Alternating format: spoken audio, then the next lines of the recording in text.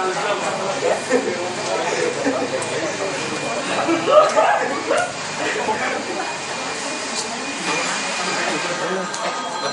matiin dulu.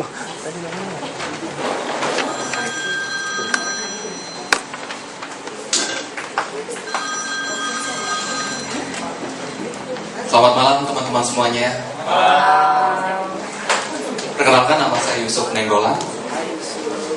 Kebanyakan di antara kita punya fobia. Mungkin itu takut kepada kecoa, mungkin takut kepada ular, ketinggian, dan lain sebagainya. Di sini ada yang tidak punya fobia sama sekali? Saya fobia bokeh. Berarti setuju ya, kebanyakan di antara kita punya fobia. Saya pribadi punya fobia takut naik pesawat. Maka dari itu, setiap saya balik ke Medan, saya akan lebih memilih naik kapal laut. Biarin 3 hari 2 malam gak apa-apa. Biarin di dek ekonomi paling bawah gak apa-apa. Buka jendela air laut isinya. Nah, saya punya teman sekolah pilot di Filipina.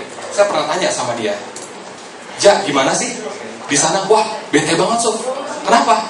"Karena 2,5 tahun dia tuh cuma diajarin take off landing berkali-kali." "Kenapa bisa begitu?" "Iya, karena saat paling riskan di dunia penerbangan adalah saat take off dan landing." Sama seperti topik yang saya bawa pada malam ini, itu tentang teknik opening and closing dalam sebuah presentasi.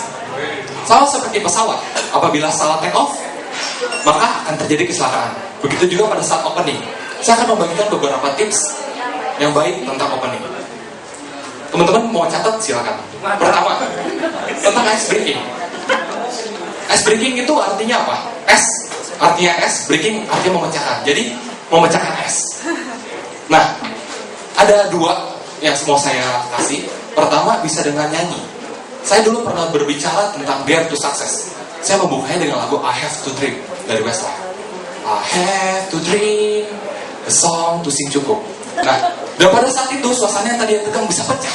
Dosen-dosen bahkan banyak lambai-lambaikan tangan seperti itu. Juga bisa dengan jargon. Contoh, saat saya katakan halo, teman-teman jawab hai. Saat saya katakan hai, teman-teman jawab halo. Kita coba yuk. Halo. Hai. Seperti itu. Terus yang kedua, kita bisa opening menggunakan fakta. Fakta bisa dengan statistik atau survei.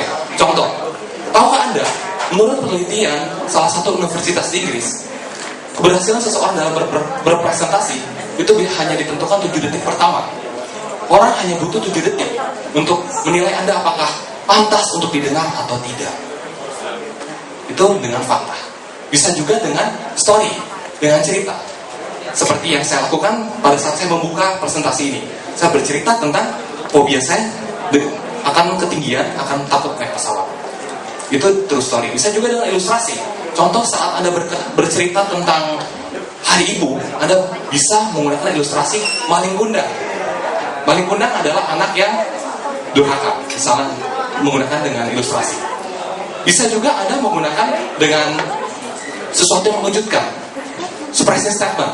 Contohnya, seperti itu. Itu adalah sesuatu yang mengejutkan. Nah, ada 4 cara bagaimana kita opening yang baik. Sama seperti pesawat, saat dia opening baik, di udara baik, tapi kalau closingnya buruk, sama saja kecelakaan. Begitu juga pada saat kita menutup sebuah presentasi, kita harus menutupnya dengan mulus, bukan? Ada 3 tips untuk menutup presentasi dengan baik.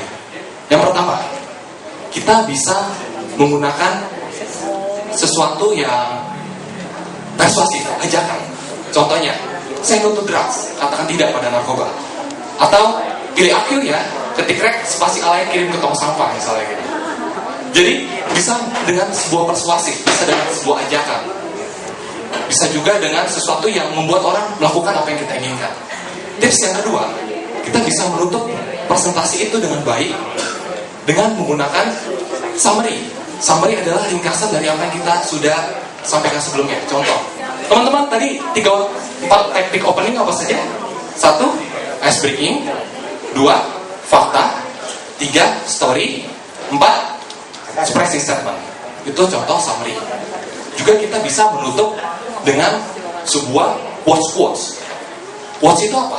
Quotes itu adalah word of wisdom, kata-kata bijaksana. Tapi tentunya kita harus memilih dengan relevan topik yang akan kita bahas atau yang sedang kita bahas.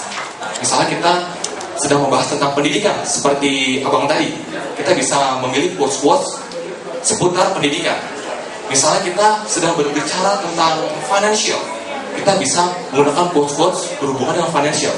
Bagaimana sih cara menentukan quotes yang sesuai dengan topik yang kita bahas? Itu sebenarnya sangat sederhana. Kita bisa googling, kita bisa tanya Mr. Google, apa sih yang nggak ada gitu ya. So, banyak orang yang mulai bertanya-tanya, bagaimana sih closing dan opening, dan tadi ada beberapa tips yang sudah saya berikan kepada teman-teman. Dan yang paling penting yang harus teman-teman ingat adalah Anda mempunyai hak untuk menentukan kemana alur presentasi Anda. Tapi Anda juga punya hak untuk memberikan sesuatu yang bisa diingat oleh audiens Anda. Juga Anda punya kewajiban untuk menyampaikan pesan yang baik yang bisa ditangkap oleh audiens Anda. Kenapa? Karena you are a pilot in your presentation. Thank you.